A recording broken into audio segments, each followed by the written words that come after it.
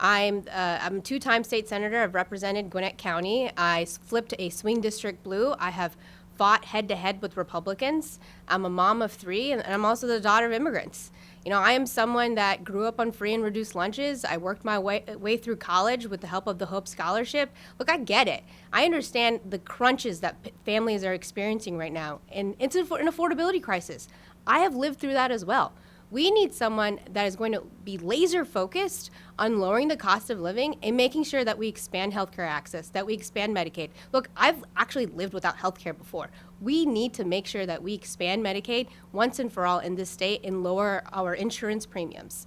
And also, we need to fight back against these MAGA attempts to reduce our representation in the halls of power. We've seen what the Supreme Court has done. We've seen what Brian Kemp just signed that bill to make our elections nonpartisan and targeting black districts, and particularly 5 black district attorneys. And now we're seeing a special election being called to gerrymander the maps once again for the 3rd time. I have been someone that has fought head-to-head with Brian Kemp. I sued him back in 2024 when he would not investigate the state election board for trying to, change the rules prior to Election Day. I am someone that has constantly stood up and fought back against Republicans. I'm not afraid to do so. This is not a moment to coddle Republicans and be cooperative. This is a moment to play hardball, and my record shows that. There's a lot to unpack there and a lot of topics I want to get to. I think a good one to start with, though, here is this. You have not shied away from the fact, as you put it yourself, you fought against Republicans. You pushed back against them. You said you don't think this is a time to coddle them. There are certainly some of the Democratic Party of Georgia who welcome and agree with that approach.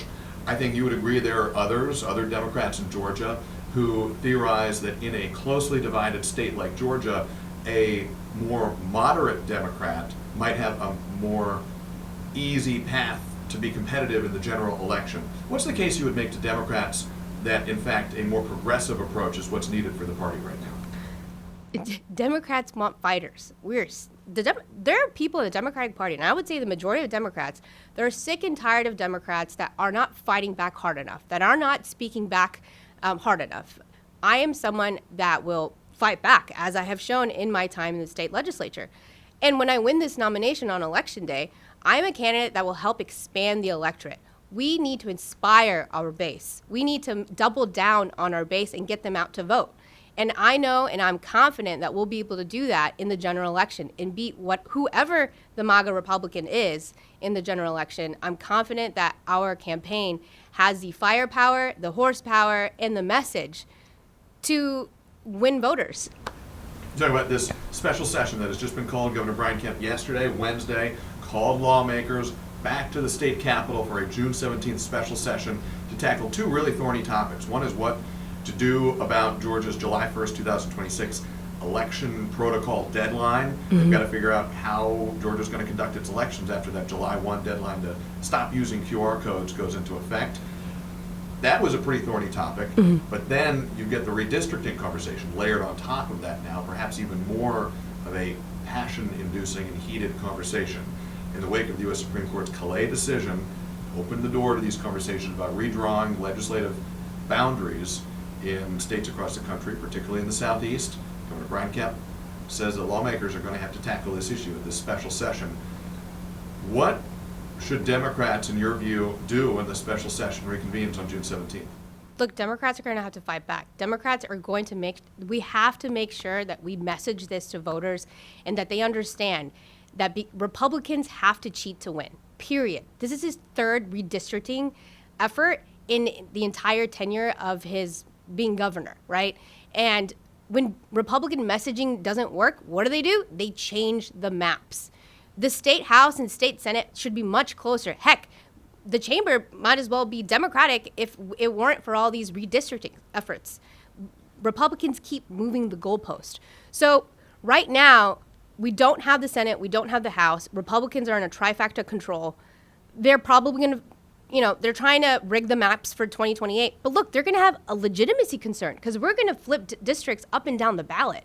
So when I'm the next lieutenant governor, I will use the leverage of my bully pulpit and work with Republicans to repeal these maps and make sure that we have fair maps that have, true representation of what Georgians want. Some of the votes that may come out of the special session could be close votes. You resigned your seat in the state Senate, so you will not be on the floor to cast a vote in the special session. Do you regret resigning and not being able to cast a vote in the special session? There are really great candidates that are running to fill my seat, and I'm super confident they're going to do a terrific job during special session in speaking up for Senate District 7. I resigned to campaign full time and to give it my all to this seat and make sure that we flip to lieutenant governor's seat after 20 years.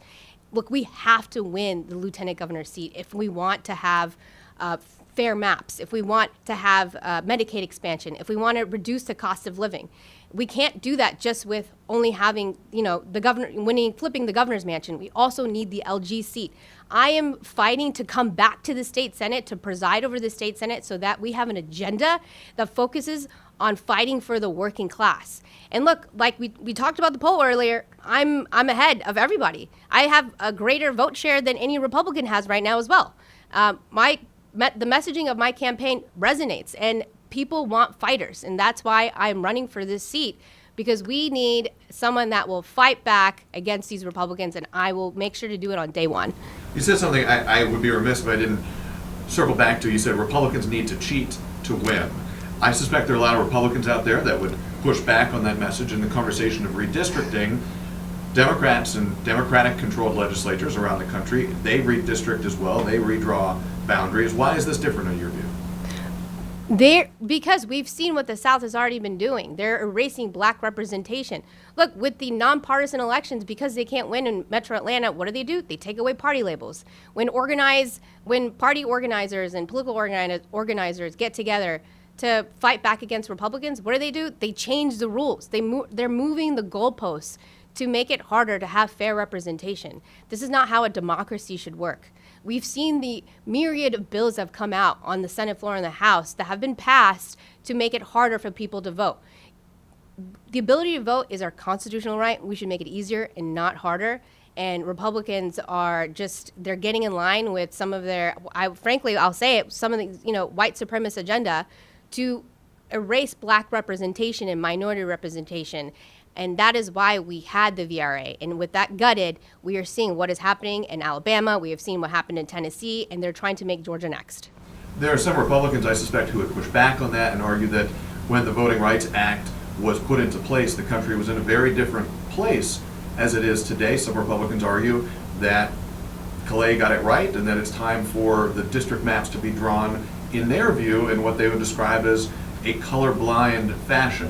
What would you say in response to that? Racism still very much exists in this country and very much exists in the South and very much so exists in Georgia. Why else would Republicans try to control what our kids learn in school? And they don't want people to feel bad about slavery. They're trying to whitewash our history. They wouldn't be doing that if they didn't think that racism was dead. So racism is still very much alive, and that is why Democrats have to speak up and fight back, and frankly, Republicans too, and push against this white supremacy MAGA agenda. This is not the way to move forward. And like as a mother of three, I don't want my children. I have black and Bangladeshi children, black and brown kids, and I don't want them to grow up in a Georgia where they don't learn about their history. And like I said, we're going to have to keep fighting them to make sure that our voices are heard. You're running for the top job in the state Senate. The lieutenant governor in Georgia presides over the state Senate, and it is a role that has a lot of power over controlling what happens on the floor in the state Senate. You're a Democrat. The state Senate right now is controlled by Republicans. If you win the lieutenant governor's race, if you become lieutenant governor, you'll be a Democrat likely presiding over a Republican-controlled state Senate chamber. You've made it clear you've got a lot of differences in opinion from a lot of Georgia Republicans. How would you bridge that gap and manage to still get legislation passed and keep the gears of government turning if you're elected? Like you said, the lieutenant governor has a lot of power. The lieutenant governor has the power to preside over the state Senate and the power over the calendar, which bills come to the Senate floor. If a Republican wants a bill to come to the Senate floor, they're going to have to work with the lieutenant governor, and that means they're going to have to work with the Democratic agenda of what our priorities are, and what I've said over and over again: lowering the cost of living, expanding Medicaid, making sure that people are able to afford a home, are able to afford rent, protecting our voting rights. And I think that we can work together to make sure those priorities are passed on the Senate floor.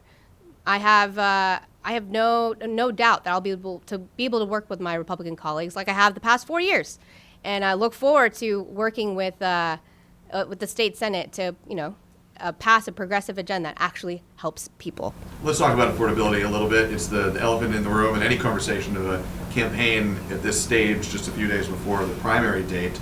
You've mentioned a couple times in our conversation here you support expanding Medicaid to Georgia. Let's talk about some other affordability components. What else would you do if you're elected to make living in Georgia more affordable? Yes. So housing is a huge issue. Look, I'm a renter. Rent is too dang high. And it's because of these Wall Street investors that have come into Georgia, where we have some of the highest in the nation, that are buying up homes left and right. We don't know who's buying up these homes.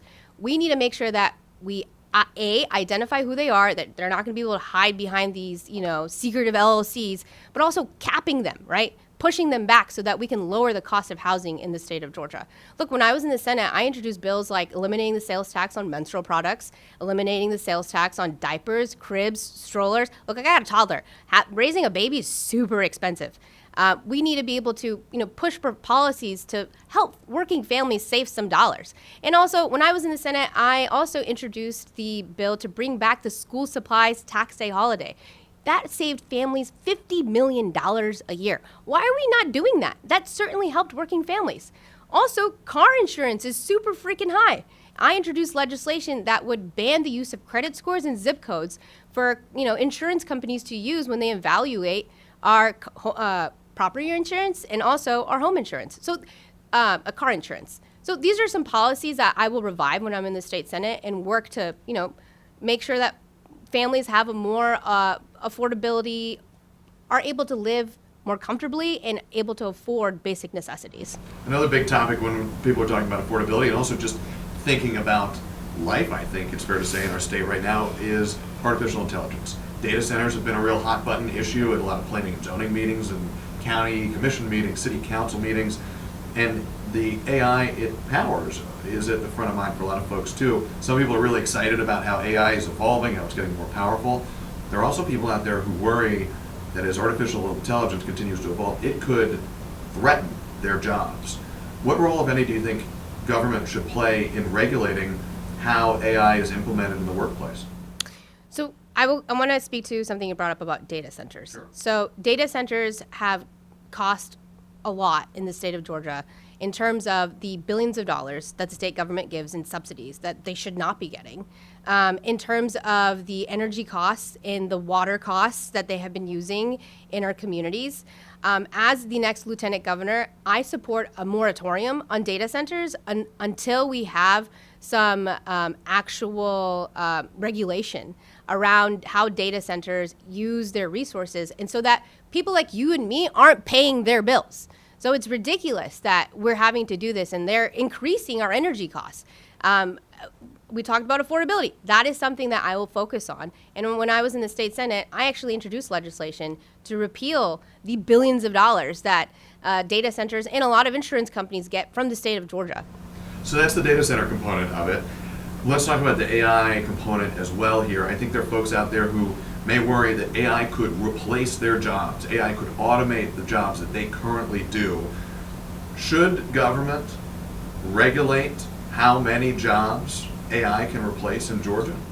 That is a conversation that I want to have more in depth and understand how the state government can play in that role to protect jobs.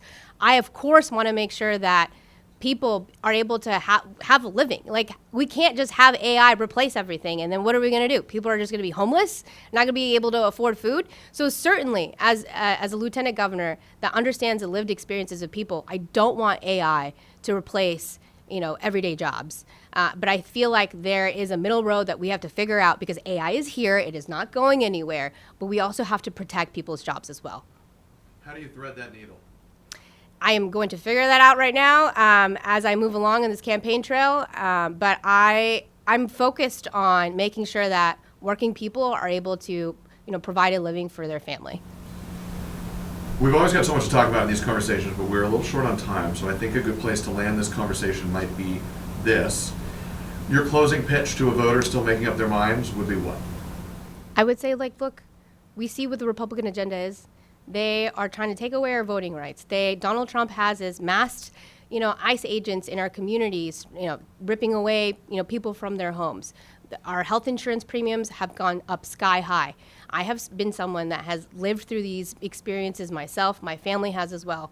We need someone that is going to have, fight back and have the gumption to tell Republicans no, to tell Republicans that they have to, work on a working class agenda that actually gives back to our communities and not fight these constant culture wars. That is why that I believe that I'm the best candidate to do that. And I have a record of fighting back against Republicans, and I will do that in the halls of power and when I'm the next lieutenant governor. You won't ever have to doubt where I stand when it comes to working people and the Democratic agenda. I will not coddle Republicans, and we will play hardball to make sure that Georgians finally get, the agenda that they deserve.